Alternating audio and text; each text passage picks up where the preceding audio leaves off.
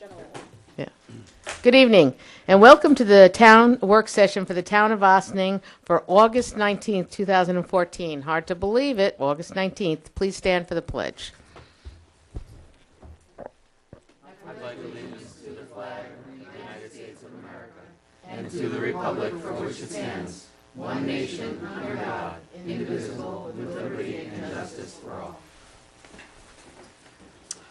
Thank you very much. And our work session agenda tonight, we're going to be talking to Mark Reisman's going to lead us, and Sandy with the ethics board law and the board and the law changes that we want to implement. So would you like to both come up and sit next to council over here, and then we can chat, and then we can make any adjustments, hopefully, that we need to. In front of each board member is a copy of the current law and the recommended changes to the law. And there's a couple of copies out there in the audience, too, at least of the current law. If I probably have some copies of the...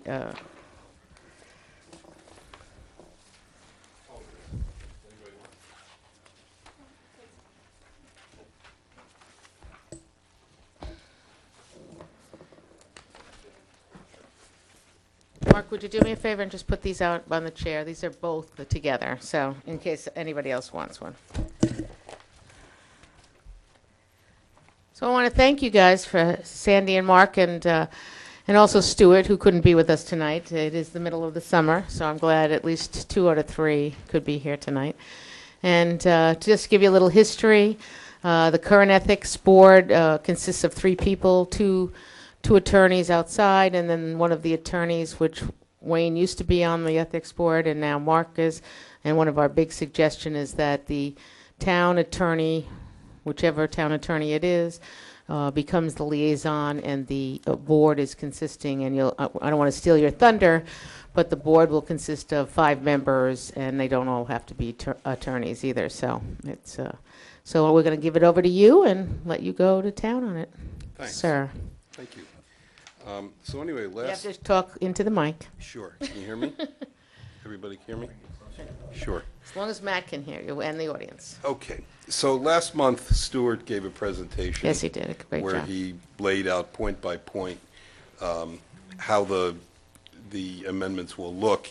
And what we've done as a follow-up this month is to actually put it on paper so that you can see it. And obviously, since you all have the present code, we really started with section 20-7, which is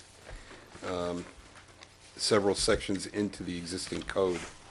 And 20-7, as Sue just indicated, changes the number of members of the Board of Ethics from 3 to 5, and the way that the terms will go is that each person will have a 5-year term, I believe it is, and that every person will go off the board. Once this starts to roll, they'll no person. Every 5 years, the entire board will be up either for reappointment or for replacement, as the case may be, and one person would go off per year. And the intent in doing that is, as we previously discussed, so that the members of the board are really more independent, and or at least it provides a better appearance of independence, which is not to say they aren't now, because I think they are, but as time goes on, the appointments of the members of the Board of Ethics are not dependent upon the town board itself, because they have a fixed term. Now, the general municipal law requires that the board consist of no less than 3 people, and also that one employee of the municipality, at least one employee of the municipality, be on the board. We didn't specifically say that in 20-7, but since we're bound to follow General Municipal Law, Article 18, which is the general statewide ethics requirements. That would also be a requirement. And other than that, it provides for the way in which vacancies would be filled if a member steps down or is unable to serve for whatever reason before the end of his or her term. And then 20-8. I would just like to go one by one and Sure. ask the board if they have any questions, Of or course. or Wayne, if you have any questions, because what I want to do at the end of this day is I want to start the process of, the public hearings and putting it out there. I want to move this along so that we have this done this fall, so. Well, then I would have a question first, because I was listening to you. I just want to be sure I'm clear. You're saying that the entire board would change over every 5 years as opposed to doing staggered terms? No. What I meant is that they would be staggered terms. Okay. You're absolutely right. I apologize. They would be staggered terms. What I meant was that theoretically, every 5 years, all of the terms would have turned over. Not Right, that so- everybody goes off. So when we first started, one person will have a one-year term, one person will have a two-year term, Right. three-year term, four-year term, five-year term. Exactly. And if that person that has the one-year term wants to stay on for then they would be reelected for or reappointed for a five-year term after that. Yes. No, not that everyone comes off the board at the same time Right, at the end of right. 5 years. That's the way you need it. Is that your only I just question? wanted to make sure it's Just for that staggered, one. because that's truly the way to make sure that it's an independent board. is to Absolutely. stagger terms. Absolutely. I have two questions. One is, why 5 years instead of like 3? 5 seems fairly long. The theory behind it is that the longer the term, the more independence the member will believe that he or she has, and probably will in fact have. Okay. And then my second question is, in that provision, it says that the town attorney or deputy town attorney shall serve as an advisor to the Board of Ethics. Yes. And I understand the change would be, instead of being on the board, now as advisor, but I have a question as to the word advisor, and in what capacity? Is it about legal interpretation? In the same way that we're talking about not having any undue influence, I just wonder if that statement is a little too broad and not. Where does the term advisor come up? I think it's at the bottom. Oh, It says, oh, I it's see. at the Yeah, it's bottom in of the the end of proposed section change. 20. Oh, it Yes, comes seven. after the source. I thought source was. Yes. Okay, got it. So I'm, It really shouldn't be any different than the role the town attorney or deputy town attorney currently plays in connection with this board, the planning board, the zoning board, or any other board that the town attorney advises to as required. is that what it says in many of those other, Well, I actually don't believe that there was anything specifically in any of those other bodies of law, it's such as the state law that establishes the planning boards, the zoning boards. There's no specific provisions similar to this that designates any specific role for the town attorney. It's just what I'm envisioning is a similar role, which is essentially to interpret as necessary and to advise from Well, a legal capacity. especially if you don't have all attorneys on the board, too. And especially since not all the attorneys that are on the board, whether they be attorneys or not be attorneys, will know the municipal law, nor should they have to know it, So I would hope that the town attorney would, in the role of advisor/liaison, would be the one that would get them the information that they needed, but not influence. I mean, if you have 5 people, I don't think 5 different people. That's why I like the 5 number. They're not going to be influenced by the liaison advisor. Also, if I may. Yeah. Currently, when both Wayne was sitting with us earlier, and even he was on the board, and when Marcus stepped in, basically, we're just changing the terminology. They're not a voting member on the board. Right. It is the other members that have been appointed by the town council who discuss it, investigate it, and do the actual voting. Wayne, when he was there, and Mark now, are there, to bounce things off of and to give us advice if there's something that we need some clarification on that we didn't have it before us. But they're not a voting member and coming to whatever decision that we would be then forwarding on to you. Yeah, also, Kim, I don't have with me, I brought portions of the general municipal law with me. Unfortunately, I didn't bring the one that I really needed, which is usually the case, but Section 808, I believe it is, actually requires that the Ethics Board either hire outside legal counsel, or in the absence of outside legal counsel, the town attorney be the Steps into legal that role. advisor to the board. Yeah, so that's where we got it from. Okay. Yeah, yeah. Do you have a question on that section, Eric? Sandy, Oh, sorry. Oh, she does have It's actually 808. It's in the general municipal law. Oh, okay. It's required, Okay. Or the Okay. town is required to have a member of the town attorney to be advised. A major step in this is that the town attorney is not a member of the board, and that we're moving it up to 5 members, which is right. the major 2 Yeah, steps it's- in this whole. And as we've discussed before, not that it was ever an actual problem, but Right. that it creates the possible appearance of a problem if the town attorney is a voting member of the board and giving legal advice. Right. Right. And the board always has the option, if it feels that there's a conflict, to request that the town board assign special counsel if necessary. Well, it's just like when we have an issue, we sometimes go to special counsel, even though we have the 2 of you. We have Right. labor counsel out there. We have a whole bunch of different councils. And it's also that we use. incumbent upon us as town attorneys to know when it's proper for us to step down or Right. step back. Yeah, and also the general provisions of the Town of Austin Ethics Code are, I think, actually more protective than what you see in the general municipal law, which generally talks about financial conflicts of interest. Our town code talks about things that would be appearances of impropriety. It's really more generally protective in that sense. So obviously, that's an umbrella that covers everything we do. And not protective for the board. It's protective for the individual.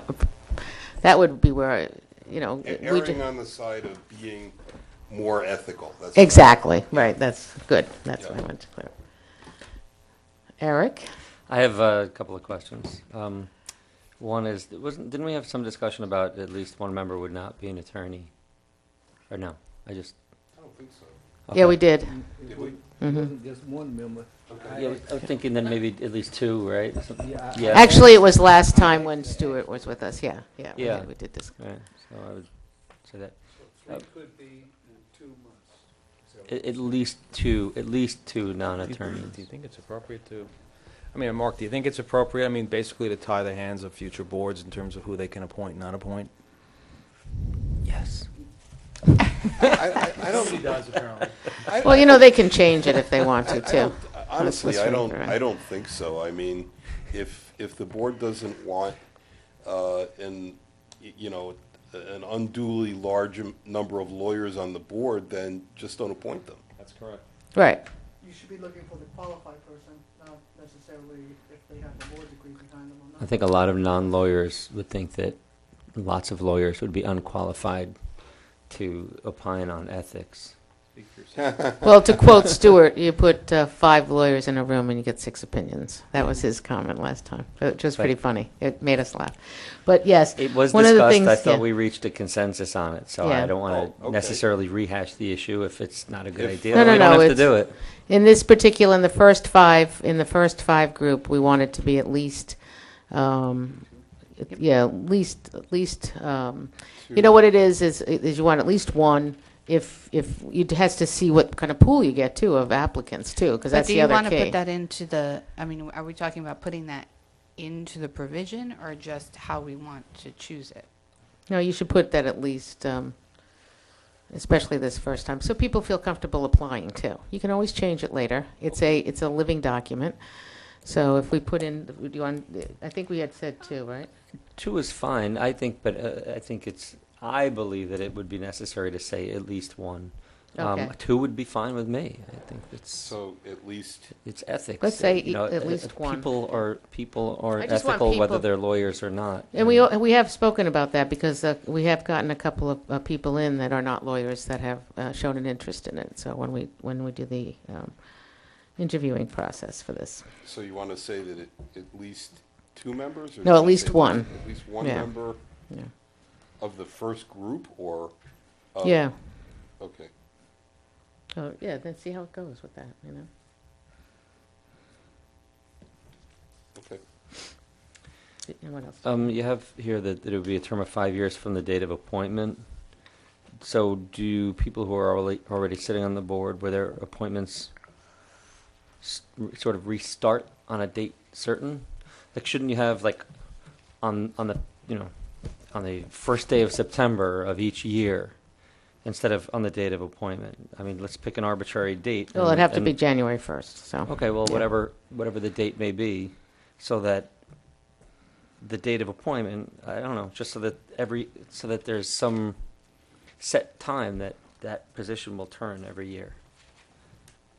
Well, all of our boards turn on January, you know, all of our stuff does, our reorg meeting is the first week in January, or, you know, everything that we do. Okay, so then should we just say from, And then you don't have to put- January 1st? And you don't have to put in this thing about how the first time somebody's going to have a one-year term, you don't have to put that in the law, right? Okay.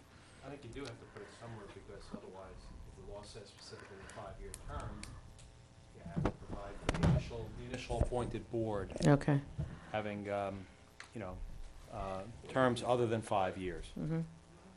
You have no terms at all, okay. Currently none. It's Yeah, currently it's but, at so the will of first time, board. somebody will have a one-year term, somebody will have a two-year term, and then you are rotating somebody out every year, You could just add a specific provision about the initial board to be, to be appointed, and you could, include in that provision perhaps the point about the attorney representation if you want.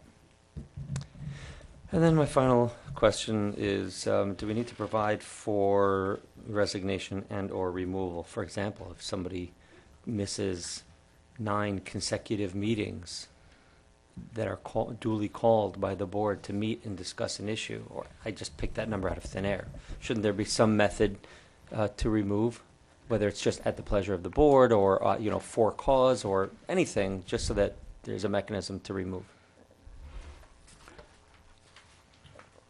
I'm not sure that exists for any other appointed board at the current time.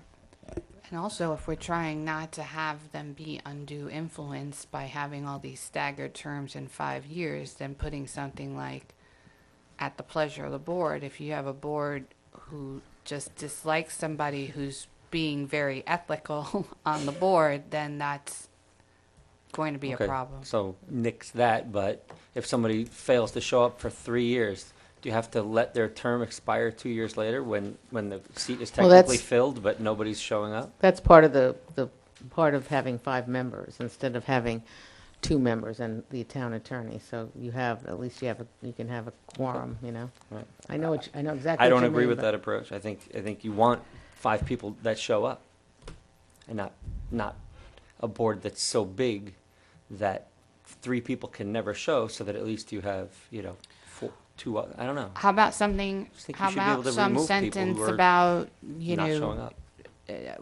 one of those, should a member be shown to be consistently unavailable and not involved over time at the, some kind of verbiage that way, that way we're not talking about undue influence by a town board, but just, Like, you have to tie it into specific conduct instead of, using terminology like uninvolved, because that's too subject to interpretation. So you might want to put a provision that,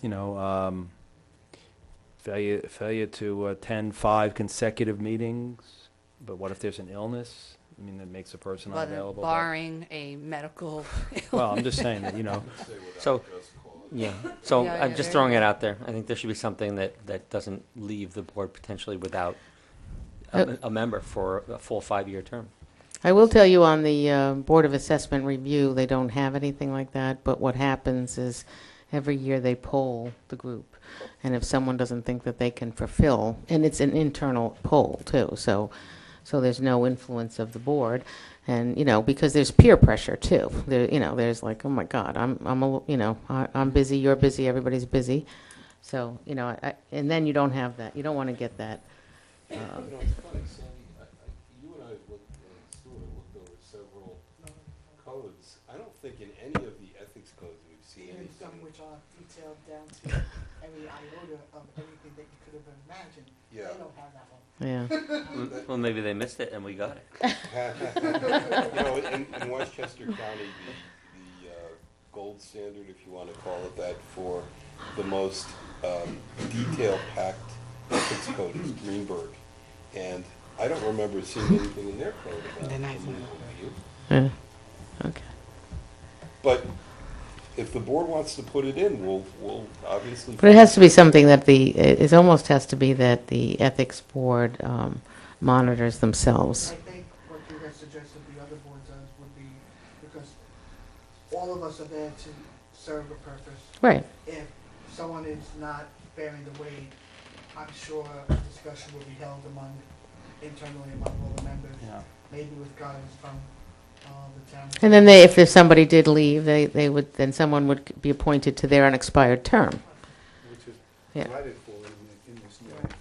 Yeah, and by the way, the ethics boards are required to promulgate their own internal regulations about how they're going to approach investigations and the issuing advisory opinions and things like that. So it would seem to me that if the town board appoints a group of people that are serious about their task, they're going to take care of this. Because they're also going to have to, as I mentioned, promulgate their own internal rules. Right. Okay. Okay. Yeah, fine. Okay. Next. All right, so the next section is 20-8, and it basically talks. Sure. Yeah, section 20-8 talks about the powers and duties that the board will have, and as you can see, we talk about our draft talks about the duties prescribed under Article 18 of the General Municipal Law, which is like the floor. That's the minimum that one of these boards of ethics is supposed to do if the town or the municipality elects to appoint one. So what we've done is to set forth a more detailed procedure for receiving ethics complaints, and that sort of bleeds over into, I think it's 20-9, which is a new section that we proposed, which also, it includes, in addition to employees asking to either file a complaint against another town employee or to ask for an advisory opinion, it also provides for a citizen who believes that a municipal employee has committed an ethical violation to file a complaint. And what we've done, because we believe that that's a serious thing for a citizen to do, is to require that any citizen who wishes to file a complaint do it under oath. The complaint would be kept confidential unless there's some statutory requirement that it be released. But I think it's only fair to, you can't use this as a way to, we're trying to strike a balance. Right. To increase the ability to, the generalized ability to make a complaint on the one hand, but on the other hand, to make sure that responsible people do it. Okay, so can I say something? Because I read that and I actually have some concerns about Okay, that. Sure. I noted, and I appreciate the explanation, because I noted that in 20-8, it says that the Board of Ethics has the power to receive complaints from the public regarding alleged violations of the Code of Ethics, and the board shall have the power to investigate. Yes. And then in 20-9, the new section, it says that the Board of Ethics under C, that the receipt of a verified complaint from any resident of the town, property owner or leasee in the town, and that's where you ask for a sworn statement. And, Right. and my first question was, why is there a higher responsibility in 20-9 about how someone brings a complaint versus in 20-8, where all it says is that you have the power to receive a complaint from the public. It doesn't provide for all of these other provisions. And then my follow-up to that is, I understand that we want responsible, we don't want people just coming up and making complaints against people that are not justified. Absolutely, we would never want that. But I think if someone is going to make a complaint, to ask them to not be anonymous, I think is absolutely fair. To make them make a oath, and by the town clerk, I think it's just I think you're almost making it so that people will not want to do it, and now they're going to be afraid. I think it's already a big deal for most people to come and make a complaint, especially if they know they can't be anonymous. And I think that you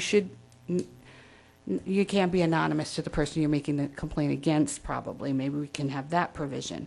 But it's almost like you're providing an impediment to someone coming and making the complaint.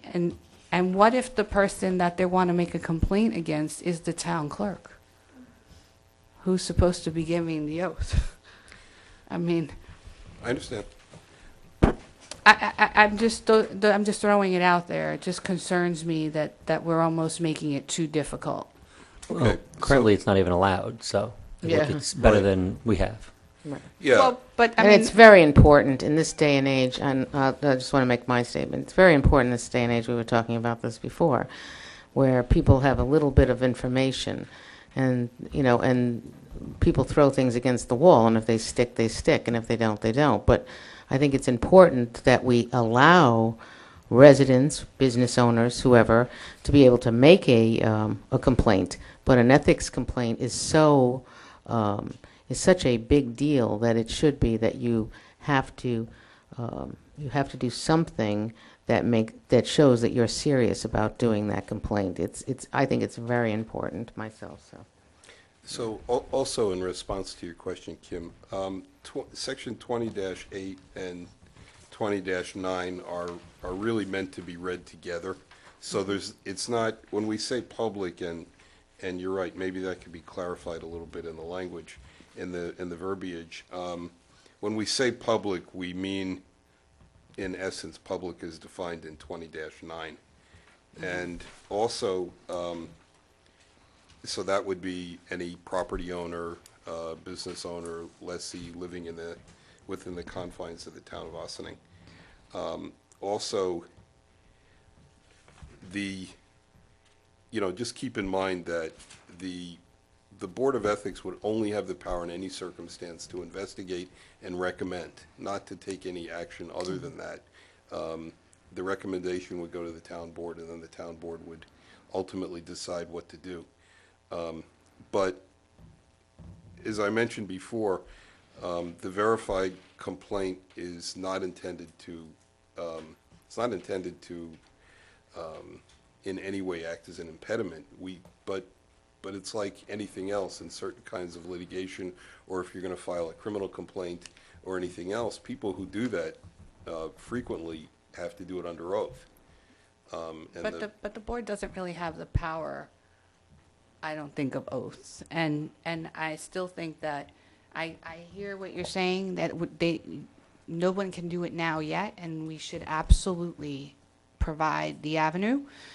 I just think that it is one thing to say to people, you cannot be anonymous to the person that you're making the allegation against, which I think is pretty much that alone, I think it makes it a serious aspect, because I think if you want to hide in the shadows and just start flinging whatever sticks, it's one thing. But to get people in, and I think it's already something that people are concerned about doing, to then have oaths, and then there's no provision for, I mean, what if it's the town clerk? So what's our other provision?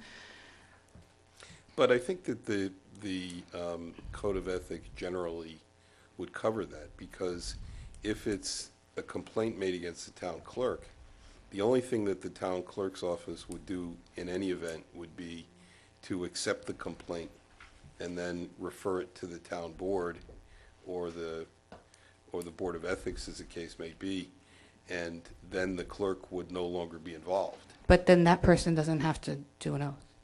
I'm sorry? This says that they have to have, that the oath is going to be given by the town clerk. Unless I'm misreading No, this. no, it says Oh. the oath shall be filed with the town. Oh, I see. So Not- who's, not- oh, is it an affirmation? Like, what kind of oath Well, are an we oath talking about? it can be taken in front of anybody who's a notary public. Hmm. It can be anybody, just any notary anywhere who's qualified in New York State to take an oath. So if I want You to, should define.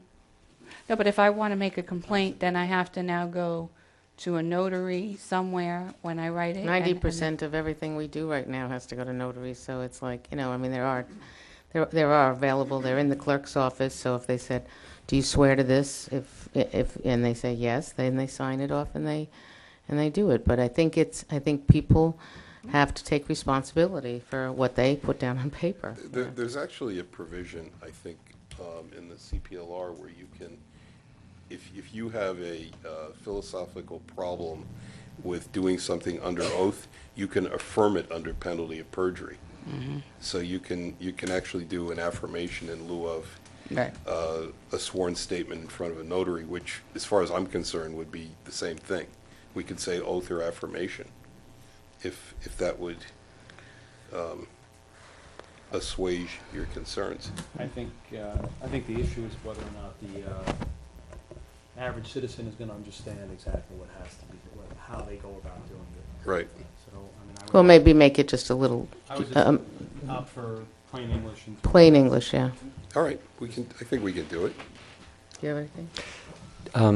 I think the significance of an oath is that the document actually says, I swear to tell the truth. Not that it's just that it's notarized. I mean, it's Right. the notary validates the authenticity of the signature, but the oath portion of that means I'm duly sworn, or I'm going to tell the truth. Some language where the person is, even if not formally raising their right hand, it's written down that they're sort of doing that. So I think that's, Yeah. I'd like us call it a sworn statement or something like that. I mean, the other thing that Duly that could- notarized. The other thing that could be done, and it wouldn't be that difficult, is to have a blank complaint form where they say, so and so states under oath or affirms, Good. as the case may be, and That's plain as it could be. yeah, Yep. and that could be actually part of the code. We could probably, Sandy and I am sure, how many have you done in your career? We could probably do one without too much difficulty. Okay. It's a good idea.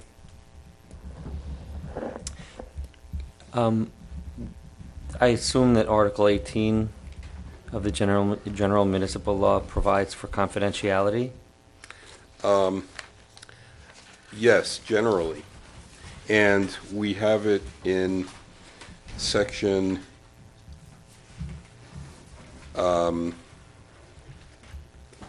20-12. We've added a proposed new section, Well, should we go? and also All 20-11. right, just so that I know that it's covered. Yeah. Okay. Yeah, All right, fine. I um, have two typos in 20-8. I okay. think you should say general municipal law Whereas, before the parenthetical for Article 18. No. I'm sorry, where are you? Sorry, 20-8. Four lines from the Oh, bottom. I'm the looking bottom. at 20-9. Right. That won't help. General municipal law. Law with a capital L, Article 18. And then at the end of that sentence, I Ah, would yes. just specify of the town.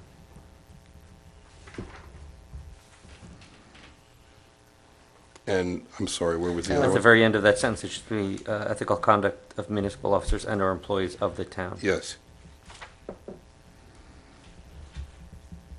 Okay. Did you have anything else for that section?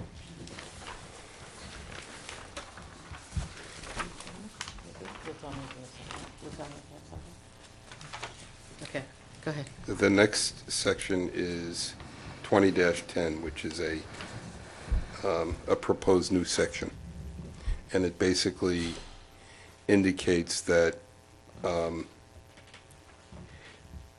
again, as I mentioned before, the procedure would be that the complaint would be filed with the clerk, and the clerk would either refer it to the town board or directly to the Ethics Committee. So what would The Board determine of that? Ethics. Good question. I think what we were discussing as we were drafting this, correct me if I'm wrong, Sandy, is we're sort of, and maybe we didn't flush it out well enough here. We're concerned that in sending a complaint to the town board, there may be situations where it shouldn't first be going to the town board because it may involve a member of the town board. And if that's the case, maybe the clerk should refer it directly to the ethics board. It's eventually going to get back to the town board anyway, obviously, but, Right. so maybe maybe the clerk should just refer it directly to the town board, and the board will then assign it to us. Is that the way it works? Yeah. You know, you're not gonna put the decision on the clerk as to Yeah. whether. Right. I think you're right. Which board. Or it goes to both simultaneously, and then the ethics board, no? No, I Yeah.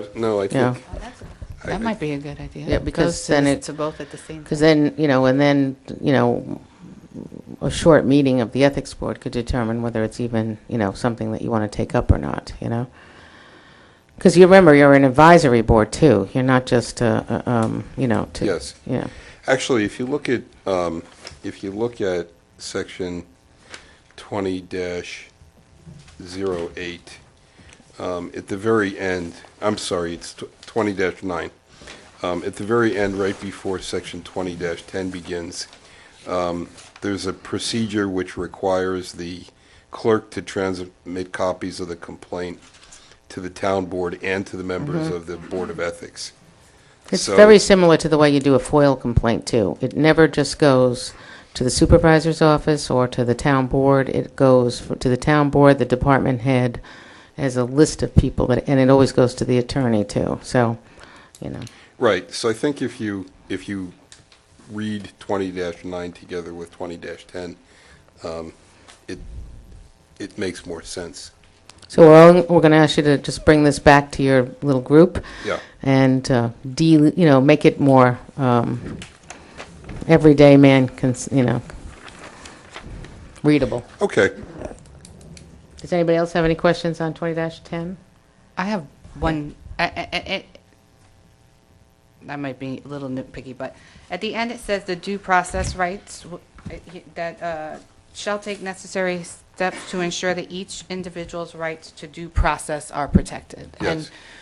so due process is a legal terminology. It's a thing. Yes. There's lots of provisions underneath it. So I wondered why the next sentence sought to try to abbreviate and parcel something specific out of that, and I'm not sure why. And The reason is because a court affording an individual the rights that they are entitled to have under a union contract is not something that would be traditionally considered to be due process in the classic sense of the word. So the intent of putting that last sentence in there was to actually expand the scope of the right of due process.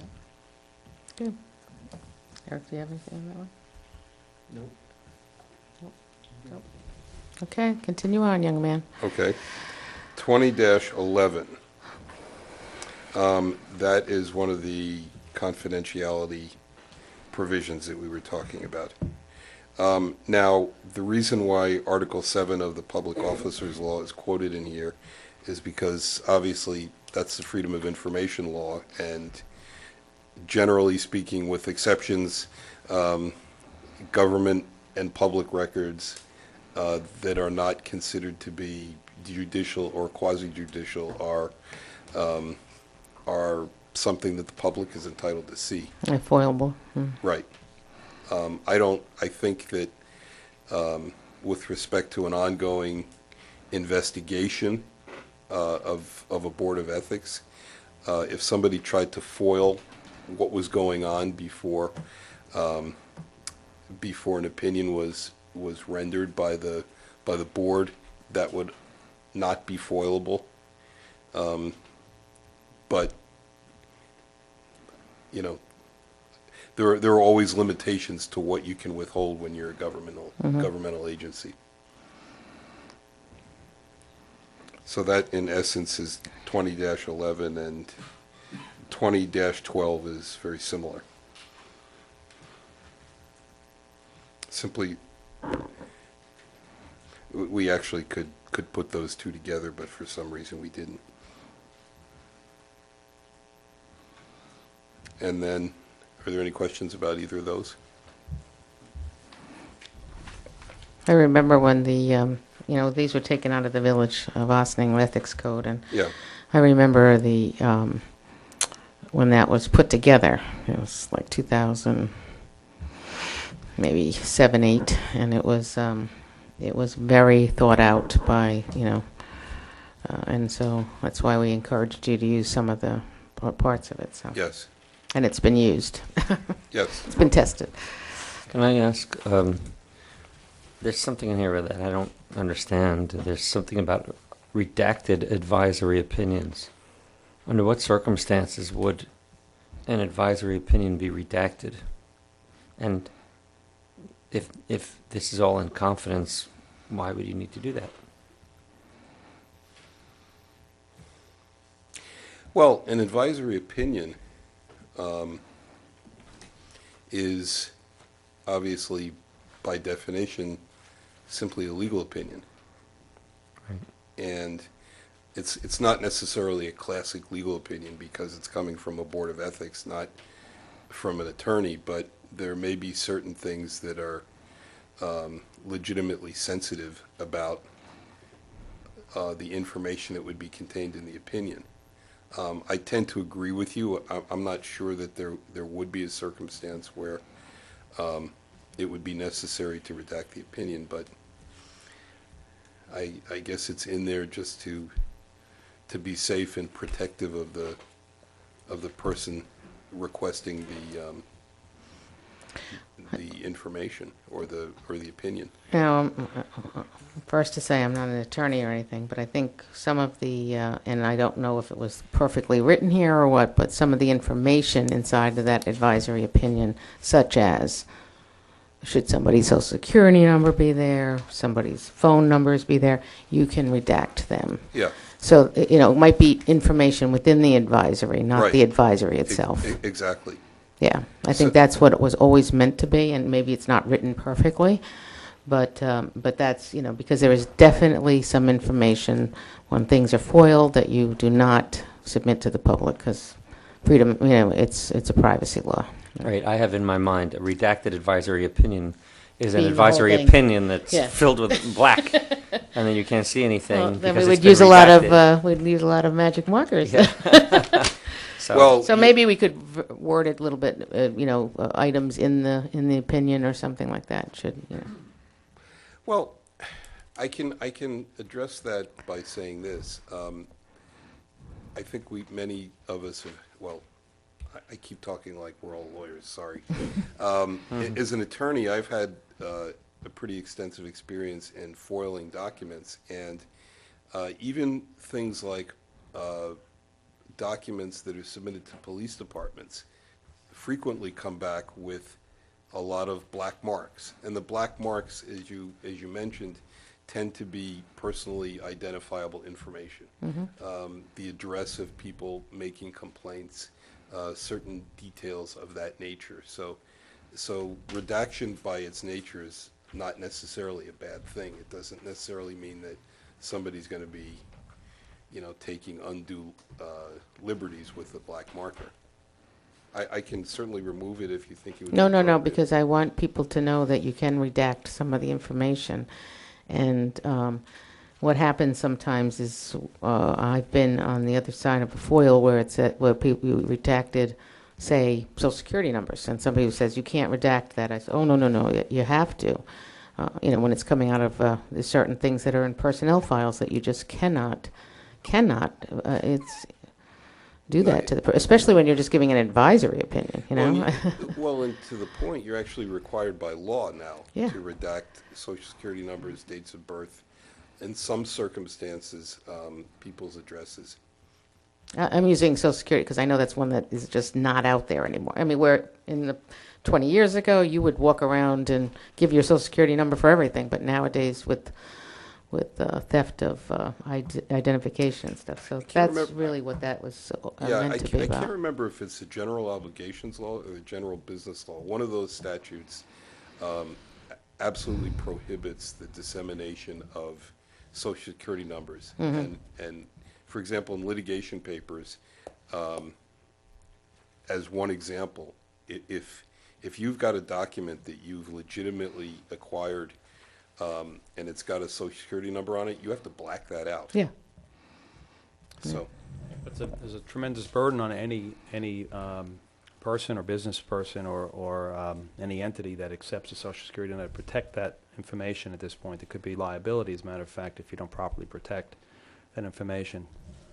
I spend many hours at meetings about that. So Yeah. Does anybody have any other questions on that section? Okay. Mark?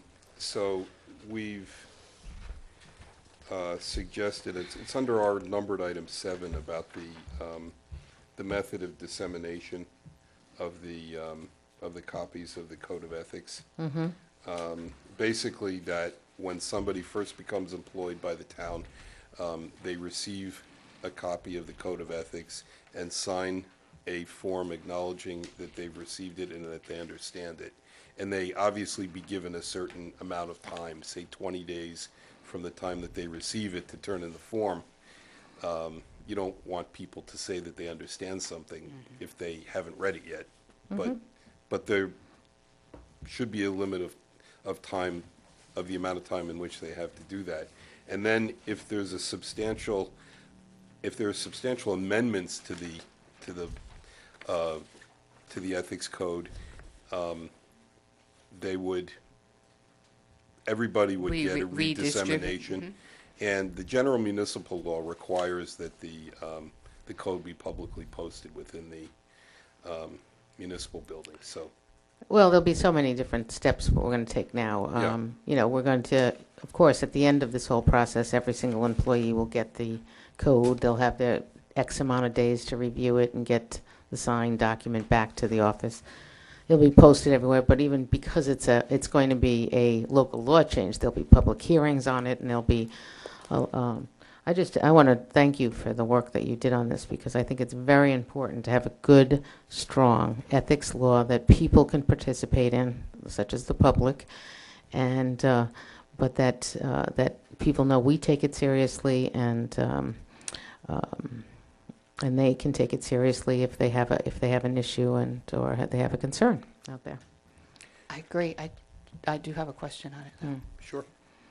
So the end says that the town attorney shall cause each person or legal entity signing a contract with the town providing for payments in excess of $25,000 to be given a copy of the codes and to acknowledge receipt. Yes. Yeah, I'm sorry, I didn't So- mention that. I mean, my understanding is that this covers, for the most part, we're talking about employees, barring the provision where, the public can come and make, but this doesn't cover other entities or companies, and so I'm wondering why would we have them sign it, and what's the 25,000 threshold? I just, where is it? Yeah. I understand.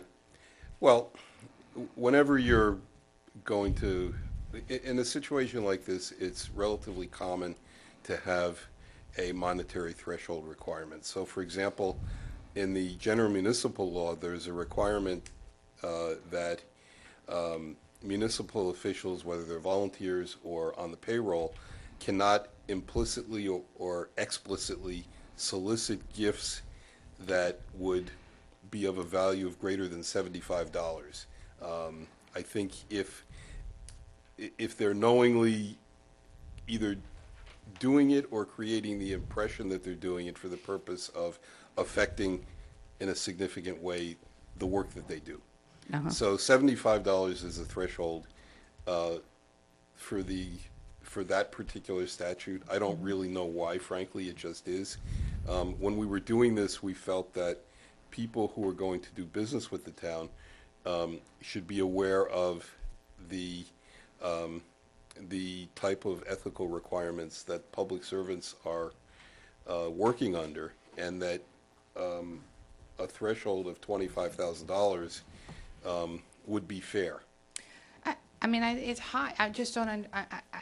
It might just be me. I don't understand if we're doing business, and we're talking about a situation where we're doing business. How the town's code of ethics. You're signing contracts, and the behavior between those involved in the contract is covered by that contract. And if there are issues with respect to behavior, there are laws that cover that. I'm not sure I understand why we're, if the printing company, I'm making it up, the printing Right. company, and we have a thing for $50,000 with them, and we're going to give them our code of ethics. No, it's not for them, though. It's for them to know what the code of ethics are for all the employees of the municipality. So let's say that you have, So if you have somebody who's doing business with one of the departments, right, and so they're they saying should that just that be company aware should of be the code aware of of. ethics, yeah. But yeah. okay, I mean, I guess, but I'm still trying to figure out. Is that the way the world works in business? I don't think it ever hurts to disseminate information regarding, ethical requirements. I think in a situation like this, it's referring to to a classic ethical dilemma that occurs where a public official perhaps is approached by some company that says, "I'll tell you what, if you support my bid for this particular job, public works job or whatever it is, I'll come and redo your driveway," or something along those lines. It doesn't hurt for the the business owner in that situation, or the bidder, to also understand that from both sides that the public official cannot do that, and this is the reason why.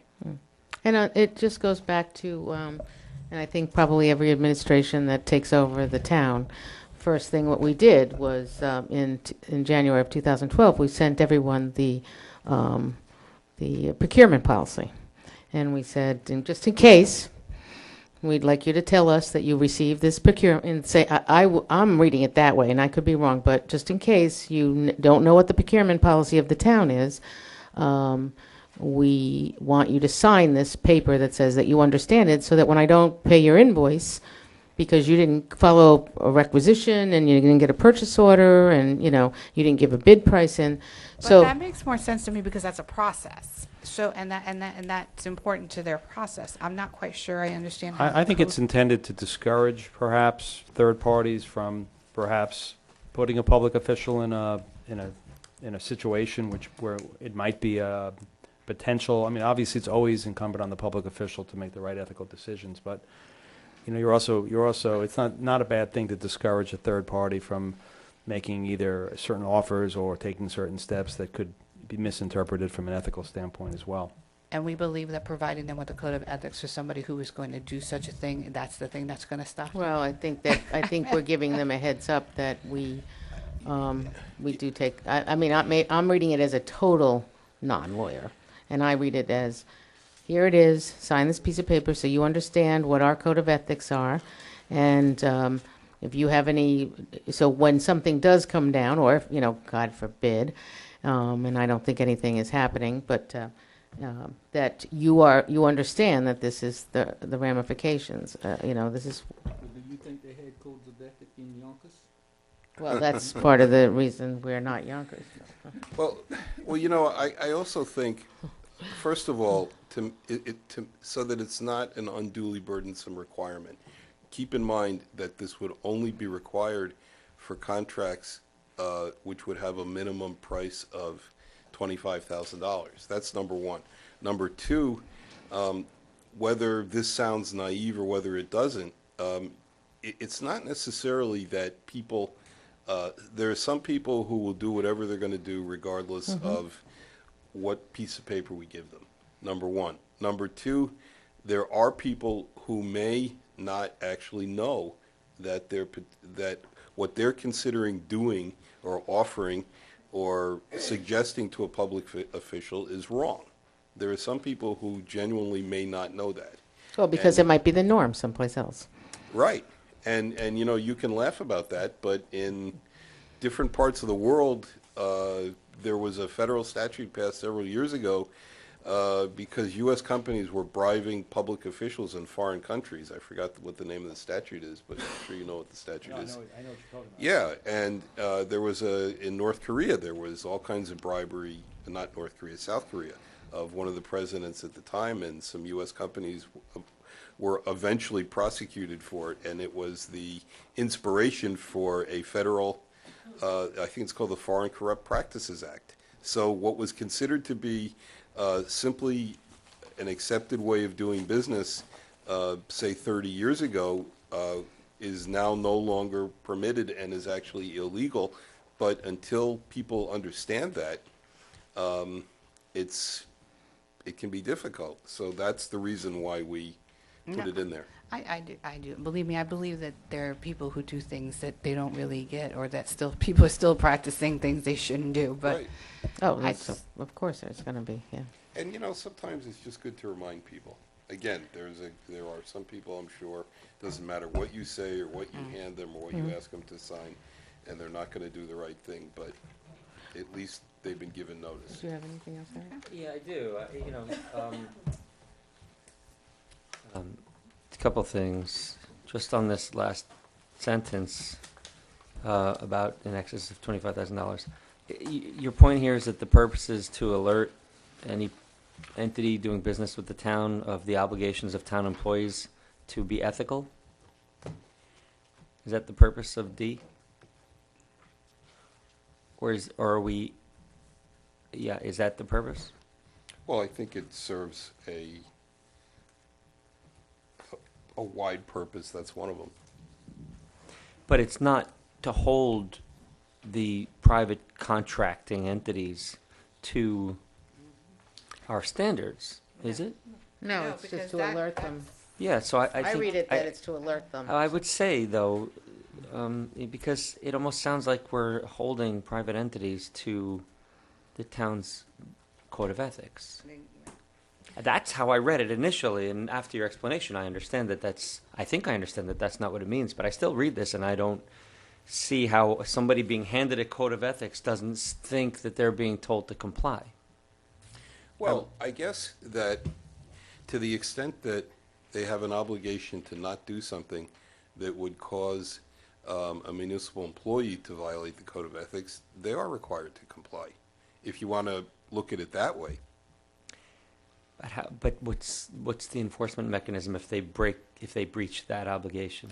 Well, You can't do anything about it. Well, I respectfully disagree. There would be a couple of ways, depending upon the seriousness of the violation.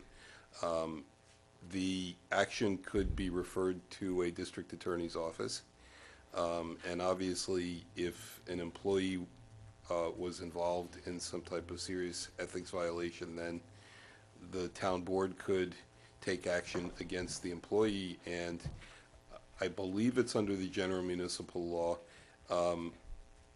A violation of a municipal code of ethics can actually be a misdemeanor for the employee. So Right, but never against the contracting party. no, Mm, but this is- the bad act itself could be the underlying basis for a for example, a criminal charge. Right, Or but it that's could- different than ethics. I mean, you can't tell, say there's painting contractors that come in here and they offer a gift of $76, and it's a breach of the code of ethics for the town of Austining. I don't think the town is within its rights to go up to the painting contractor and say, you breached our code of ethics, you're fired. I don't think, unless you're going to put something like that in here, I don't see how D has any influence or impact on a private entity. So, I would just say. one of the things that the board can do against an offending private entity is to debar them from doing business with the town for at least a certain period of time.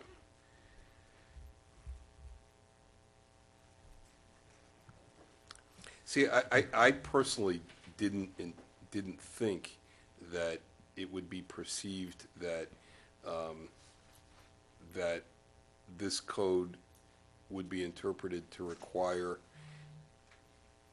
a private entity to comply with the town's code of ethics, but they certainly should be aware of the things that would cause a municipal official to violate that code of ethics, number one. And number two, as I just mentioned, it could be, although I'm not going to put this in a code of ethics, it could be the basis for some type of legal action against an outside contractor that's doing things that are quite wrong. Right, but only if it's a crime Right. or a breach of that independent contract, not as a breach of the code of ethics for the town employees. Okay, so I don't want to spend too much more time on it, but I don't think that D is clearly stating its purpose, and I think it could be misconstrued by contractors that are earning more than $25,000. Are you underlining it?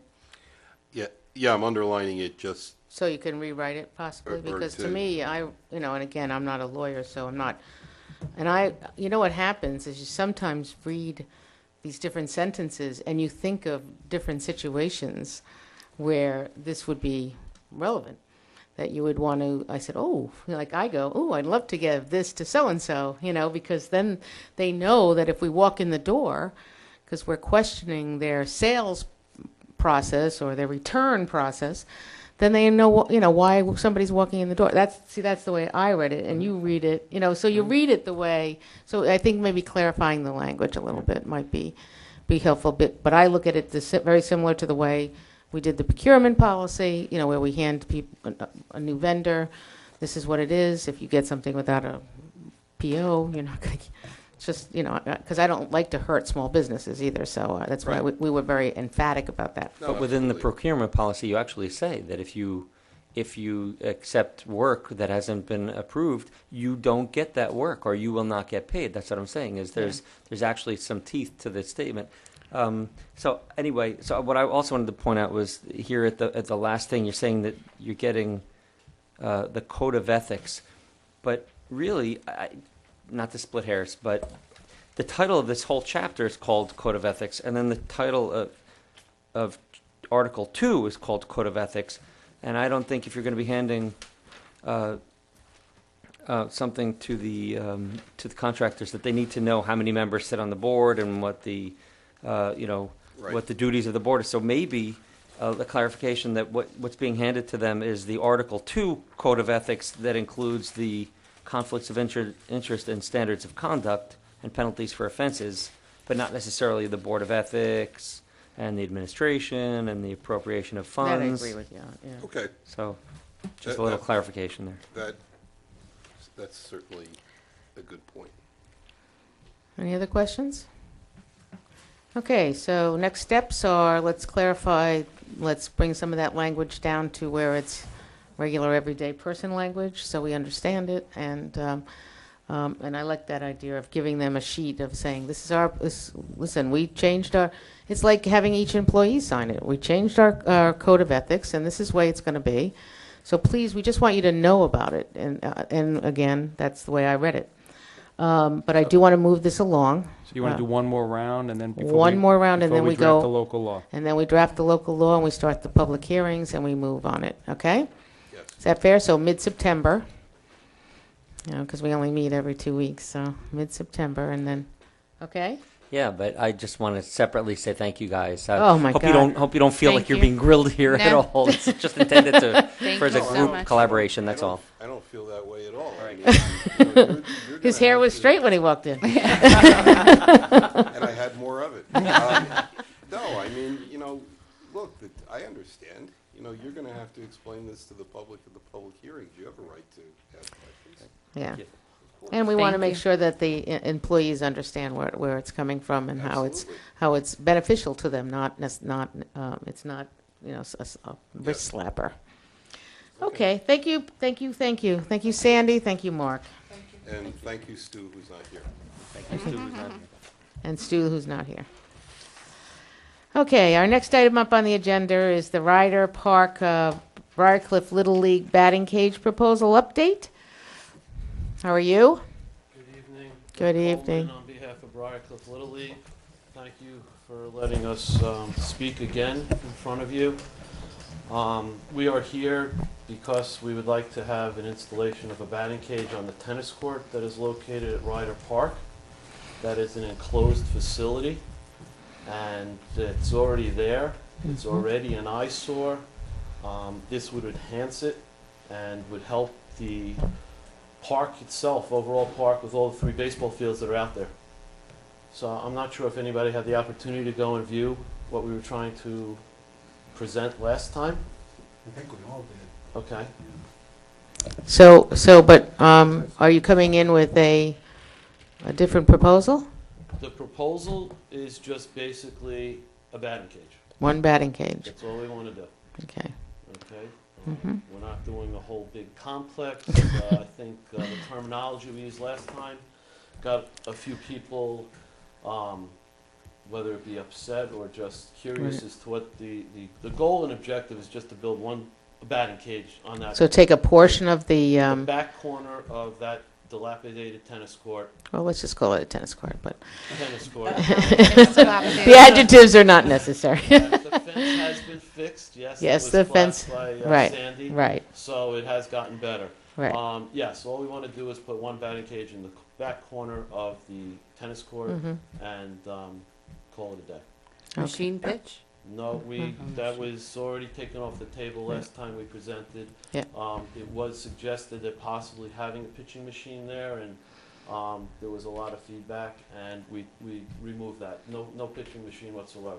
So it's simply a one batting cage, Netting netting? with piping and, So- you know, it would be coach pitch and Mhm. L screens and protection. One question. Oh, go. Go ahead. No, you go. Is there any provision for what you intend to do with the ground in the current cage?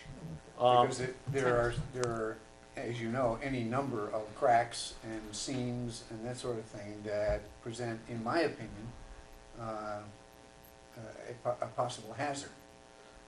the majority of the cracks that that you are talking about don't have anything to do with the cage. It's really on the other side. The cage would be cut down maybe 1/4 of the whole area, and that area that the cage, we can just roll out a piece of turf to cover that area. The rest of it, we're not going to touch. We're not going to even deal with it. So let me ask a question. And if we're going for batting cage, what is the preference of having it in that area versus along your first baseline? First base Between line, your, that's where your the parking back- lot is. mm, You're talking third base line. I don't, Mm. I didn't Yeah. think so. I think I'm talking about the first Okay. baseline. There's, on this side, there's where the drainage is, but there's a lot of space between it's where your, I don't know if the stands are or whatever. There's a huge amount of space back there. And it's not exactly along your first baseline, but it's behind kind of where your home plate area, it seems to be. There's a huge amount of space there. Why not put it there? You know, we already saw the tennis court as a viable option. But would it I would like bother to- you if you got? No, I just want to point out that we had a long conversation with Mario about this too, and Mario Grass cutting was a- Mario being the parks foreman, and his Again, we can start this whole process again, but I'm sorry. Go ahead. No, good. I had a long conversation with him too, and what he said is let the Ossining Little League put their 2 batting cages out where they wanted to put it, but he would prefer if we could, and I think this would be a good test, to put the other batting cages inside the tennis courts, only rolling out, as you said, right, rolling out some Turf. whatever you call it, AquaTurf. I don't even know if you call it that. Astro. AstroTurf. But where, I mean, so how did the poles have to be placed, right? The poles The have to be poles. placed. Correct. I guess I'm not at all, I personally am for you having a batting cage. Mhm. I just want to make that clear. My concern is the tennis court and just the fact that through this process, I've been educated through people who've lived around for a long time and realized, and then when Henry Atterbury came to that town hall and kind of explained, with all the drainage and the water and so I just wonder, to me it just seems that where you might put that batting cage in the tennis court is going to possibly erode over time. And I mean, it's not possibly, it is eroding, and so it's going to continue. And it seems to me that the area that I'm talking about just doesn't have the same issues. It's not wet there. I'm going to respectfully disagree with that, first of all, for a couple of reasons. First, maintenance was a big issue. All right, we didn't want Mario, who's the park supervisor, to incur any additional maintenance, time and effort, cutting grass around poles, getting the mowers through there. It's a major problem. The other thing is, with that land over there, that washes away with rain as well. So when you have a cage going, the Ossining cage, which is being put between those 2 fields, that's going to erode much quicker than something's already on a cement platform, which is the tennis court. Look, I just want to know something. This, you putting it on, you're not making this, these poles, they just sitting on the ground, on the, Correct. so why are we worrying about I'm not- erosion? Well, the thing, They it's just the sit same, there. it's the They're same like- thing as it's, Huh? Because there are cracks. no, I but mean, it's No. eroding. No, exactly, what if you put it on grass? Right. no, he's asking and put it in the If tennis you're putting court. it on the tennis court, Okay. why are we worrying about the erosion? Yeah. Because it's sitting there, you can take it up, that's what Yes. you're gonna do anyway, right? Right. So It what- could, it could be removed. Okay, Absolutely. so And, what's, and one other concern was safety. Putting it where you mentioned on the first base side, that's where people park their cars, that's where kids warm up and run around. The truck that sells the hot dogs and the food parks over there. So to avoid a lot of that traffic, being on that other side made a lot more sense, in our opinion.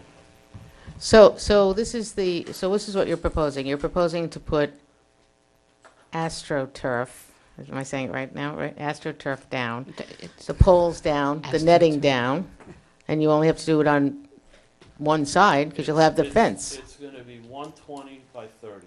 Okay, And then we cut it up into pieces, Right. if we wanted to make a half a cage. So Right. what Just is the kitchen. what's the finances for that? Is that, I mean, That's- when it was the complex, there was I think a few. How much was it? well, At the time, it there's, That's been scratched, We're you gonna know. self-fund this project now. Yeah, Yeah. we're not asking for any money, so Briarcliff Little League with possibly a Okay. donation from a foundation. Okay.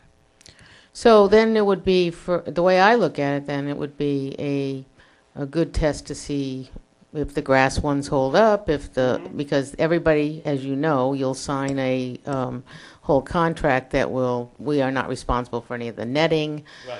The only reason That's right. the only reason we fixed the fence is because we got Sandy money because the tree fell on the fence, right? Right. So, Nuts won't be cut because there'll be no mower. right.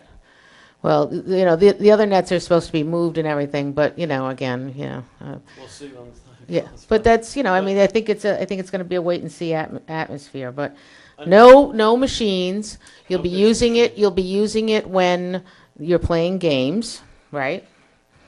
It would be open to other people if they wanted to It's open use to our it. Community from ages 7 to 16. Okay. And why weren't you in wherever everybody was, Pennsylvania? I've been watching this little league, this little, yeah. We almost made it to Rochester, but we did. I said, where, you we know, won our little region. Cumberland, Rhode Island is there. And I said, where are you guys, you We know? won our region. But one other point with the tennis court location, there's a big pine tree, Right, which also kind of masks it a little bit, yeah. which I think. Which is where you're going to put, where you're planning on, it's Right, that the back corner. part there? That's exactly right. And I think that's helpful. It is the furthest away from the And it's road. it's nearer, and there's a gate back there, Yes, and it's also near our newly conceived dog park. which used to be the wiffle ball. Will the cage still be named for the son of the If we The derive coach? some funds from that foundation, yes. But That's it's what we plan just on very doing. similar We'd to like the to do. plaque for that they had for John Horley Right. at the At the other dugout. field, correct. Yeah. Yes. We would like to Do do you have that. any problems? My only concern is safety for the surface area of the tennis court. Some areas I'm not picturing in my mind where exactly this is going. Is this part of the tennis court really not dilapidated? And It's the least probably, at least the Okay. amount of area that is not. so when you say roll out AstroTurf, you're not rolling it out over cracks and rubble. It's being sort of rolled out on intact Correct, paved surface, yes. and then the balance of the court will just Just lie as it is until somebody decides to do something else with it or not. correct. Okay. So it's a lot simpler than the The overall initial project that we had was. which Right. which went from a batting cage to a Yeah. Yeah, it's not a sports complex. And then in the off season, does the turf come up Depends. and rolled if- and put away in storage? It can, depends how we want to have it installed. I would look at that because I was talking to the superintendent of schools, and they have in the Austin schools, and they have replaced a lot of the artificial turf. You know, because of when the winters are so harsh. Right. You know, Weather's a key factor. I mean, going through a winter, having the turf down there, it may, its lifespan it's a lot may smaller than last any of the a lot fields shorter. that. Mhm. So, again, if this does go forward, my opinion is probably to roll it up and store. Mhm. Just like the nets. Right. We're going to take any maintenance going forward. Contractually, we would like to have something that says we're responsible. Same thing as we just did with the Austin. Jason Hey, Williams. don't worry, you will. Just like you do with. We're planning on it. I mean, we're not looking for Austin to, the town or the village or Right. anybody to have to do anything as far as maintenance goes. Right. Good. We're thrilled that you're available to the kids to enhance their playing experience. Thank you. Yeah. Sounds good. Thank you. Thank you very much. Thank you. Good luck, gentlemen. Thank you. Send us a plan. The Je- last plan. I just want to tell you, Jeffrey Harder's going to tell you the same thing. Now that you guys are getting a batting cage, they have to bat what? 400? At least 400. 400. He was just going to give us $74. No. I mean, that's what they have to bet. I know. Well, we just want to see, to go a little bit, although I am a firm believer that all children are in baseball, softball, soccer, all sports to participate and not to make it. Yeah, that's okay. I have a son who's playing college Division I baseball right now, Yeah. and he was able to hit 500, okay? Wow. He doesn't touch a bat anymore. He's a pitcher. Yeah. Thank you very much, gentlemen. Okay, so our next item. Yeah, I know. We'll have to change it. Listen, be careful. Oh, so we're back on. We're live. We're live. But I just want you to check that you were challenged today to do the dunk. The cold water Who challenge. challenged you? Who challenged you? No, you get nominated to participate in the Mark. challenge. You and your lovely bride. I understand that some people are using less ice than water. I know. And some people were just using like 5 ice cubes. I said, that's not fair. Anyway, I use that. let's get back to the drug testing proposal, and that would be Miss Maddie will be talking to us about this. Yes, we're talking about this again. Can you believe it? So to double back, we currently work with a company that we have been pleased with. We don't really have any concerns, but we were approached by a different company who sort of, and they came and spoke with you all a couple of weeks ago, months now. And so we actually, in the time that's passed, we got some information from yet another company who's interested in providing the service to us. So you guys had all gotten in your packet or on the FTP a drug testing program, which includes everything that they would like to provide to us, along with the last sheet, which is the pricing. Basically, what we would be looking at the moment would be $250 per quarter. So what is that? 20? What did I say? 250. Long day. $650 per calendar quarter, and then obviously 4 times a year. I would jump right down that way. Yeah. No, per quarter for the town. Right, and that's for up to 24 participants. So that would pretty much keep us on the same schedule that we've been on by doing only folks who are driving town vehicles and who have a CDL license.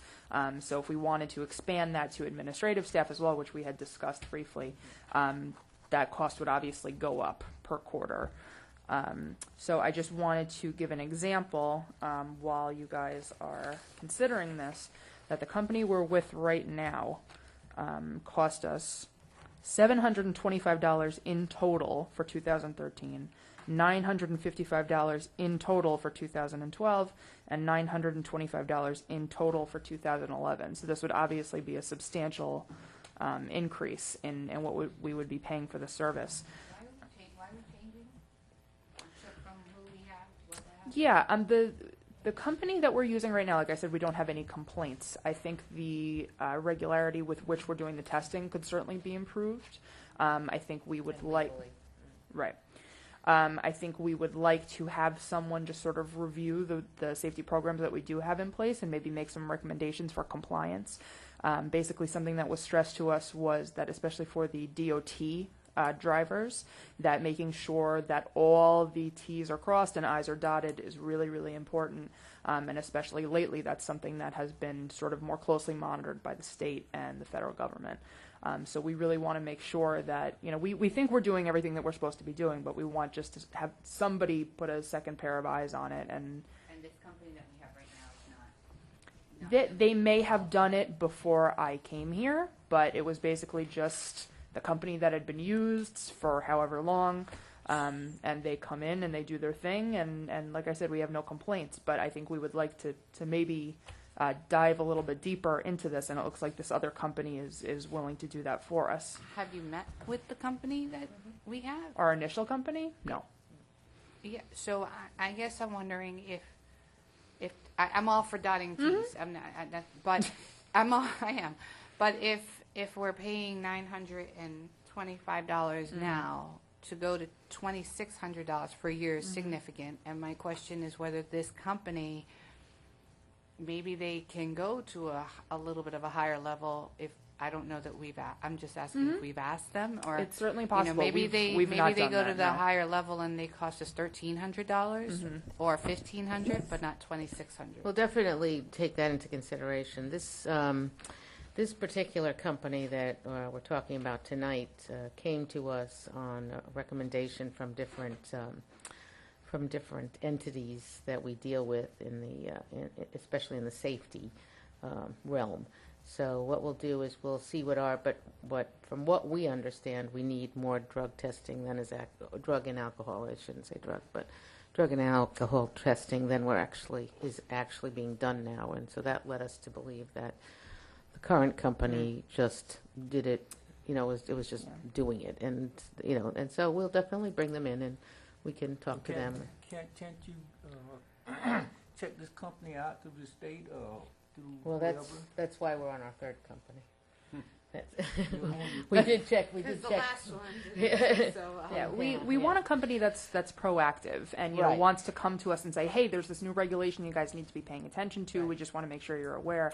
Like I said, we've not had a problem with the company that we're using, but they're not exactly banging down our doors to They might have- ensure that we're in Right. compliance. They might have gotten complacent, and maybe and maybe Very they'll be possible. willing to, and maybe they won't, and. Mm-hmm. Nope, but I just wanted But this is just to an bring this in update front as of you. to- Yeah, update as And, to where, what we've done so far with it, because Thank you. it is something that we're working on constantly. Important, yes. That's it. How would this company, does our current company, let me start out with that, deal with our employee assistance program? No, this is a different program entirely. Yep. Now, That's part of the Would insurance. this work with our employment assistance? I don't believe they really overlap too much. I think that basically our employee assistance program through Westchester County, if we believe that someone is having some sort of an issue, either on the job or at home, we can make a recommendation that they go ahead and visit the EAP, or if that's something that they want to do independently of coming to us. This is something that they really only deal with the supervisor's office, and they come in and do the random testing when it's scheduled through the supervisor's office. There's not really any extension of, you know, counseling services or anything, you know, to that extent. It's mainly drug testing, pre-employment physicals, end of story. I'm sure it would end up going to that next level if something came back, because the unions then would step in, so we have multiple unions here. All right, good. Gloria? Oh, Thank I'm you, sorry, Maddie. did you? I just wanted to ask Maddie, just because you touched on it. So currently, we're not testing performance of say, DOT employees. Right now, we have two separate pools, as is required by law. So we have one that's a DOT pool, Right. and then we have another pool that everyone who's driving a town vehicle. So everybody in both of those pools is subject to a random exam if their number is pulled. But they're all drivers. Correct. And we had discussed maybe including everybody. Everybody who gets a paycheck from the town of Ossining should be included in this pool. And if your number doesn't get pulled for 5 years in a row, good for you. If it does get pulled all 5 years, tough breaks. But basically looking at this program, and the gentleman did explain to us he would expand the scope if that was something you were interested in.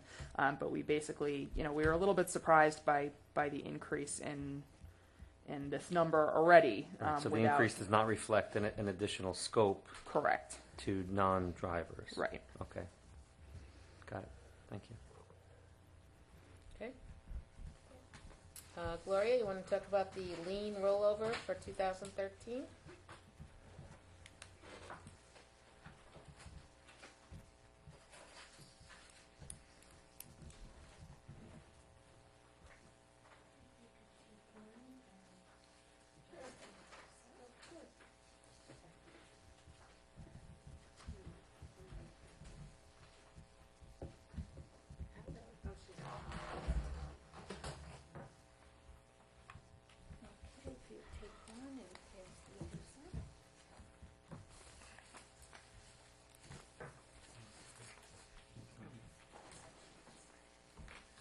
Here, pass that back to Maddie. Okay. Does everybody have one? Mm-hmm.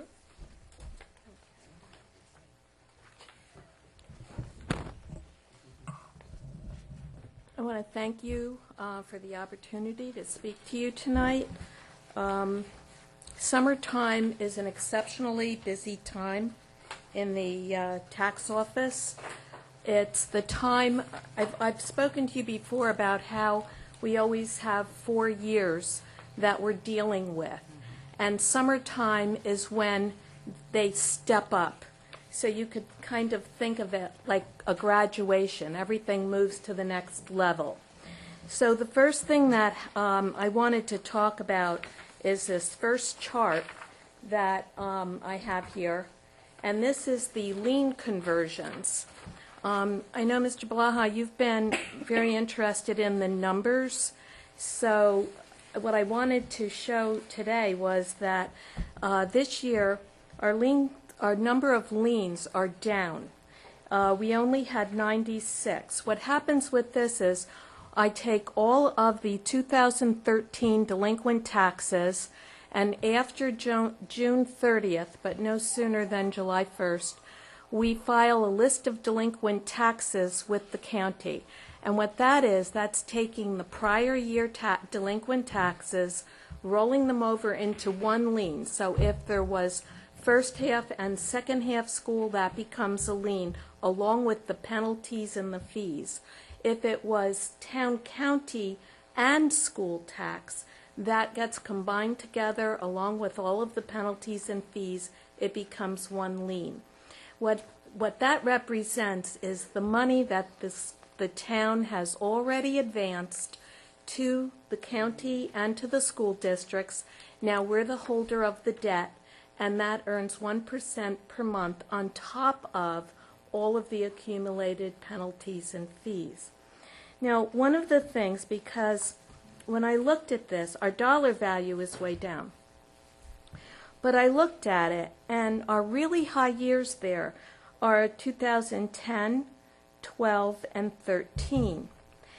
And what I realized when I looked deeper into the data is that in those 3 years, we had that property that was really divided into 55 condos. And that one property, had it only been one property, would have just been one lien. But it was in those 3 years, in 2010, in July of 2010, July of 2012, and July of 2013, 55 liens were created instead of one, because that property had been subdivided. So actually, our numbers as far as the number of liens weren't so bad. But what you really need to look at is the dollar value. And the dollar value was over $900,000. I'm sorry to interrupt, but I just before you go on, conceptually, how do you skip a year on that? If you've created the 52 separate parcels, how does 2011? They paid. They paid. Oh, okay. Sorry. They paid the tax in 2010 because they had applied for a certiorari refund, so they paid. And that's a very good question, because I couldn't understand, how did I get 63, which is only one more than my all-time lowest number, in the middle of those high numbers? And I went back and I looked, because I needed to understand it myself, and they paid. So because they paid in 2010, there was no lien in 2011. However, they didn't pay. You have to pay in reverse chronological order. So they had paid the 2010 tax, but not the 2010 lien, which was 2009 delinquent taxes. So, at any rate, what I think is most significant on this particular chart is that our dollar value has now dropped, and it's dropped below the 900,000. And you could see that we were, 881, 881. 984. I mean, we were up there in dollar value, and now we're down just above 600. So the second chart is the one that Wayne, I think you mentioned, that you thought was more important because it shows the percentage. And what this shows is the actual percentage. While these numbers might look high, this is the actual percentage of unpaid taxes. And the actual percentage never went above 1, even during the percentage is the yellow line, and the dollar value is again here in the blue. And we've never gone above, I guess it's the highest was 0.749, which is a quarter of 1%. But we're back down to just over 1/2 of 1%. So the collection has been pretty constant. You're not getting, the taxes vary, and the taxes go up, which make it look like you've got more outstanding, but percentage-wise, we're not really varying that much. So if you look at the next page is the lien collection summary. And what this shows is that over a 3-year period, we end up collecting everything. So in this shows this high red bar right here is the current lien rollover, the 96 properties. But interestingly, if you look under July 14 and you look at the percent collected, we've already collected 10% of that. I sent out the delinquent lien letters after we did the rollover, the end of July, and that we've already started collecting 10% of the lien balance has already been paid, and that's at the end of 1 month. At the end of 1 year, we've got 81%, over 81%, and these are the properties that are going to go into the current foreclosure. And the 2-year-old liens are the ones that we just auctioned. So that you could see now, until they come and close, they're still open, but you could see that there's a progression, and summer is when they graduate. This is more clear on the next 2 pages, this report, because what this really shows you is that although we had 96 liens, some of them were on properties that we just auctioned, or properties that we're going to foreclose on now. So what I tried to show in this chart is if you look at the top group, these are the properties that we auctioned on August 13th. And you could see in red that these had liens that went back to 2010, 11, and 12. And they were auctioned as soon as they pay, that they come in and close, which the 45 days really gives them until September 30th. But when they come in and pay, these will go away. The next 2, properties with foreclosure judgments that were allowed extra time to sell their homes. Those are the ones the board granted that extra time. I know that one of them will be coming in by the end of August, and you were checking on the other one. But those are the ones that would have been in this auction, except the board granted them extra time to sell on their own. They have liens that were in 2012. Again, if you go down that column and you see the red during the next group, these are the properties with payment plans. I had 9 of them, but one of them has already paid off since the last time you saw this, and 3 of those properties do have 2012 liens, but they have to pay the most recent one first. So they're working on their 2013 liens. You'll notice in the group with payment plans, none of them have a 2014 lien. And that's because they have to pay the most recent first. They paid their 2013 delinquent taxes to get the payment plans, and they have no 2014 liens.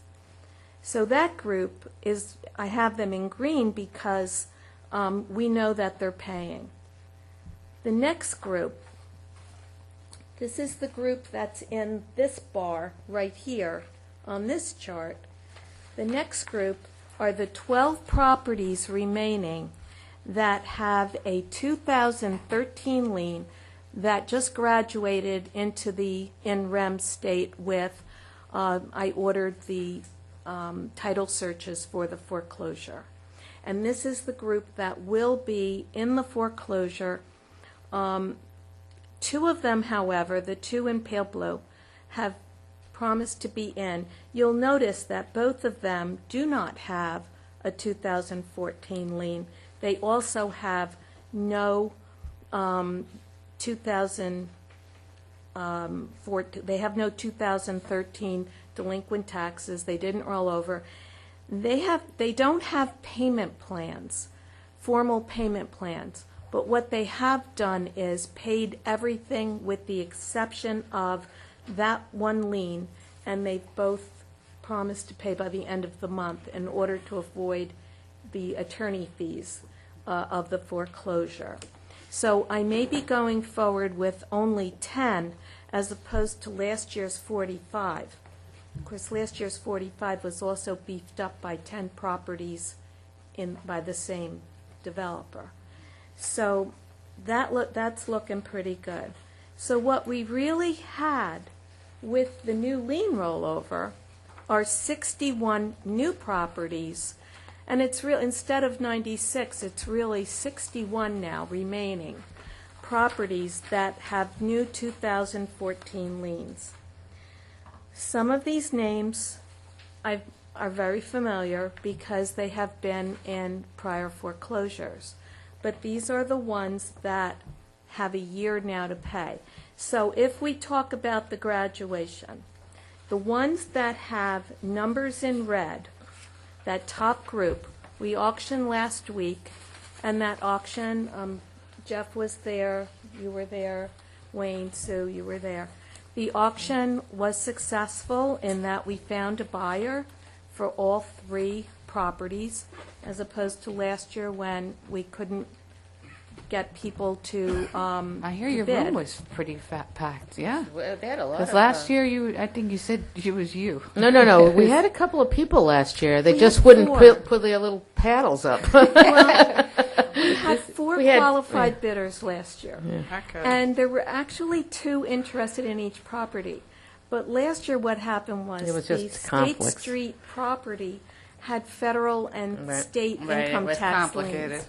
And it was a lot more complicated. And this year, we had a lot more people interested in the properties. Actually, in the Thanks. 10 lots was the majority. Yeah, they were well, But you know what? A crowd creates enthusiasm. You know. there were actually only 2 bidders. 2 bidders on 94 State Street, only 2, and 2 bidders on the Priestley Street, only 2, but there were 4 on Thornton Hill. And it was interesting how it went, because I thought that there would be more bidding on the smaller properties. Not on the bigger one. Well, Well, there's still some challenges to both of those properties. Yeah. You know, there's Yeah. one had the fire, Yeah. and one has to deal with the village. So you And know, the- Are we still waiting to hear about the the county. Thornton? Yeah, yes, Thornton? yes, we are. Yeah, So, okay. Well, they're calling us tomorrow. hopefully we'll get, Yeah. we'll get everybody paid by the end of September, and we could discuss what to do if they don't, because then they would be in violation of the conditions of sale. But you have Put down this. deposits? Yeah. They Well, the ca- deposit was only the certified bidder fee, $2,500 yes, and they would lose that. But she Right. has the second. You have the next person, the next highest Right. bidder. And Right. We have a record of every single bid. And it's- there were it's- 74 bids cast for Thornton Hill, so it did move. I Yes. mean, there were a lot of bids. I mean, you went from. It would go to Thornton Hill once, Thornton Hill twice, and they would wait till the very last second. Yeah, then a the little very paddle last would go minute. up. There was some that would inch up, and then there was some that fell over on this side. The guy that actually got the bid. Yeah. Trying to get Actually, I swear, his eyes went right through me. It was like, he was very serious when he bid. But if you want to look at this in one way, and thinking about our graduation theme, this group, the auction group, that's our graduating class. They're the seniors. They have the oldest liens. They just graduated, and we'll be seeing them off, hopefully, which means off of my charts.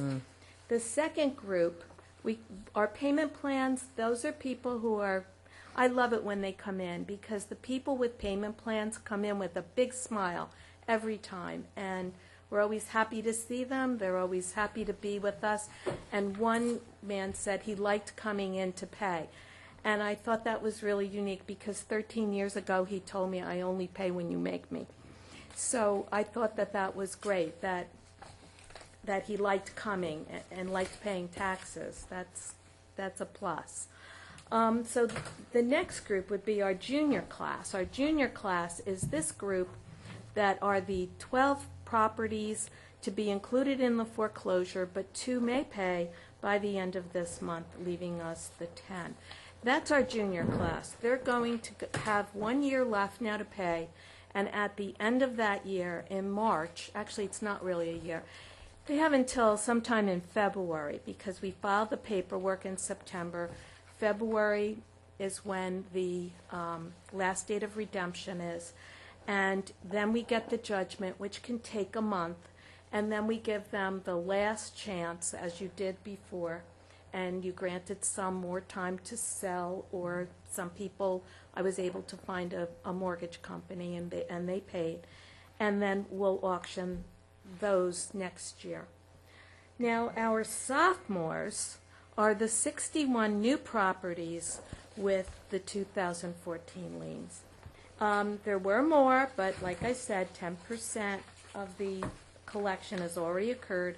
I've had several in, and they have a full year to pay before next summer when I graduate them and order the title searches. And our freshmen are the people who haven't paid the 2014 town county. There's still 130, and we haven't even gotten the school bills out yet. So the people who don't pay the school tax and don't pay the 2014 town county will roll over next year and become our sophomores when summer comes along. About the okay, that pretty much. Are there questions on this list that you understand that one? Okay, this was the article. I gave you the article on the that Kim was located. Actually, I didn't see it. But this was the article that was in LoHUD regarding the auction, and we're really happy that we had a better outcome than neighboring towns. And I wanted to thank the board for the opportunity to attend NYSATRC, the New York State Association of Tax Receivers and Collectors. I did a presentation there. I gave you the page from the book, and that is the presentation on enhanced security and remote bank deposits, which I did in cooperation with the Cummins Allison Corporation that created the machine that we use for our counting currency and can also do remote bank deposits.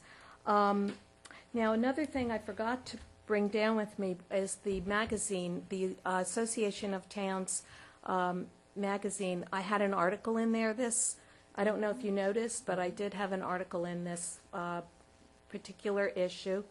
It was an article on one of the techniques I use in the office to help diffuse anger when my taxpayers come in and claim that their payment was lost in the mail.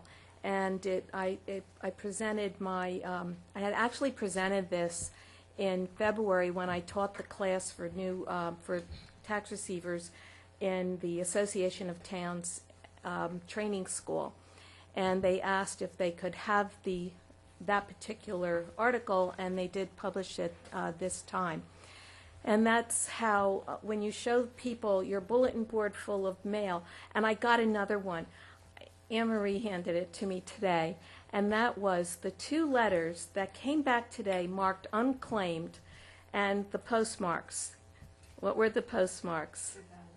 2012. Wow. I got them back.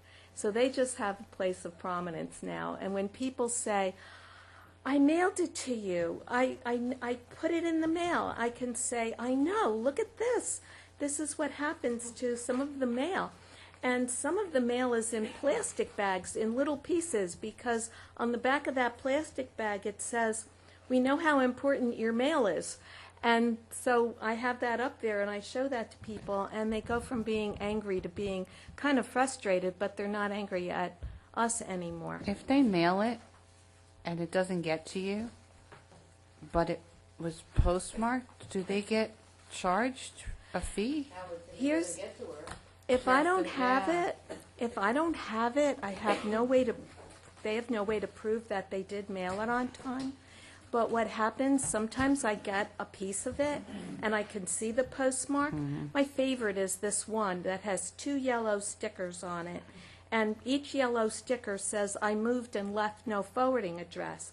Now, that happens to be on my blue envelope that says 16 Croton Avenue and has the barcode right on the bottom. So I haven't moved, believe me, I've been here for 13 years. So yes, that's my favorite, but what was interesting is that on each of those yellow stickers, there's a postmark, and it proved that she had mailed it, Right. but she got it back. She got it back in October and came in and said, you know, I mailed this to you, but look. And because there was proof that she had mailed it, I couldn't charge her a penalty because there was proof right on that envelope, and I asked her if I could put it on the wall, and she was thrilled. So, Right. are there Thank any you. questions? No, it's a good report. Thank you, Gloria. I That's think good. it's really Thank you. important for you to understand some of the things that happen when we're not collecting physically, because the office is a 24/7, 365. We are busy all the time. And the real estate agents and everybody else are still coming in.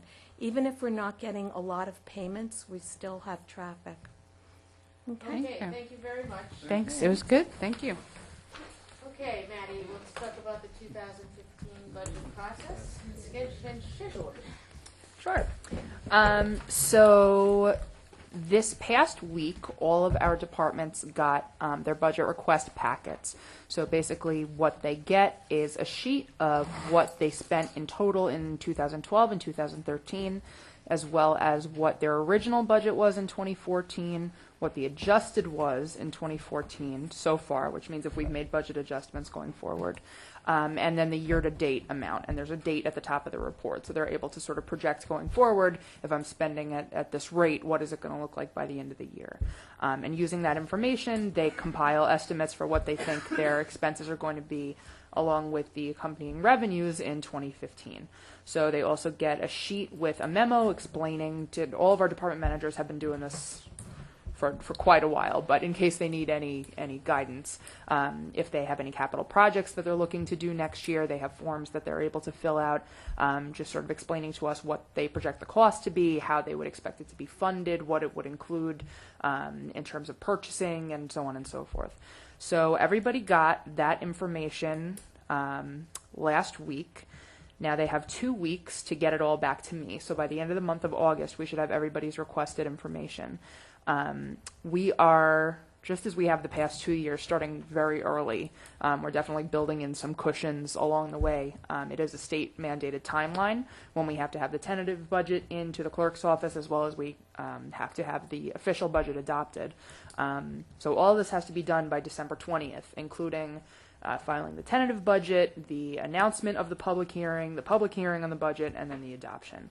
So we have the calendar all set and ready. I think that the next couple months are going to be interesting. We had a lot more involvement last year of the town board with the budget making process than I had in years past. I won't speak for before me.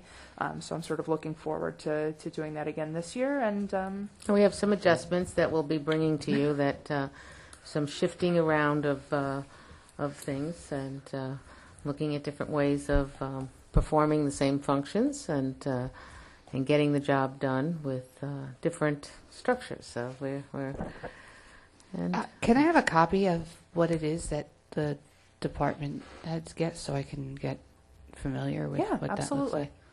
I'll Just email it to you. Thank you. Yep. When do we get to start meeting with the department heads? Oh, that's an exciting question.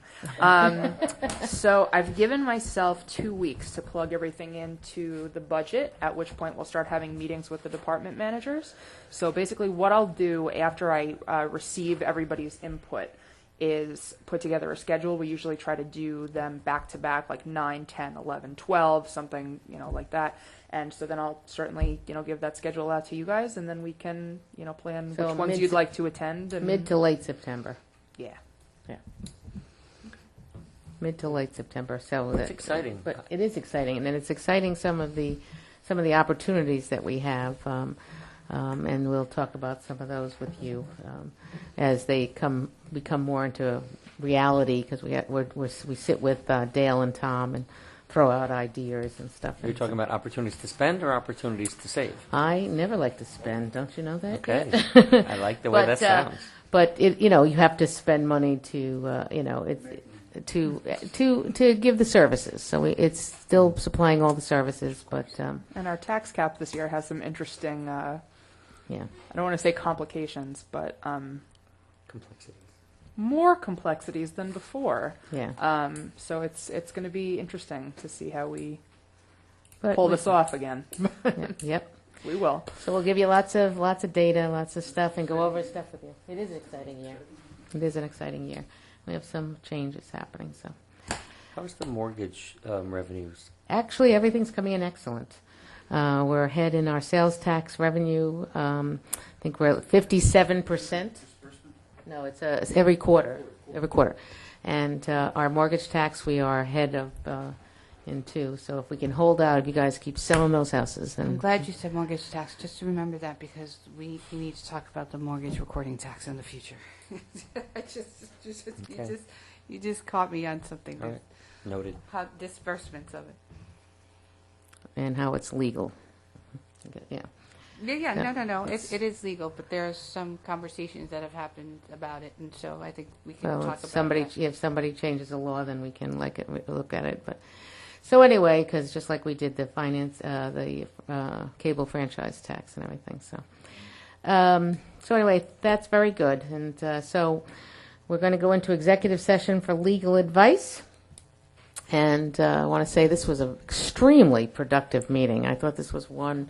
We always have productive meetings, but this one got a lot done. And you know what? It was important that we sat here and hashed out, because we could say, okay, go through the first couple of items on the ethics thing, come back again, and we would still be doing this a year from now. But it's very important that that be one of our main fall objectives, to get that done once and for all and put to bed, and so that people understand that we take it extremely seriously.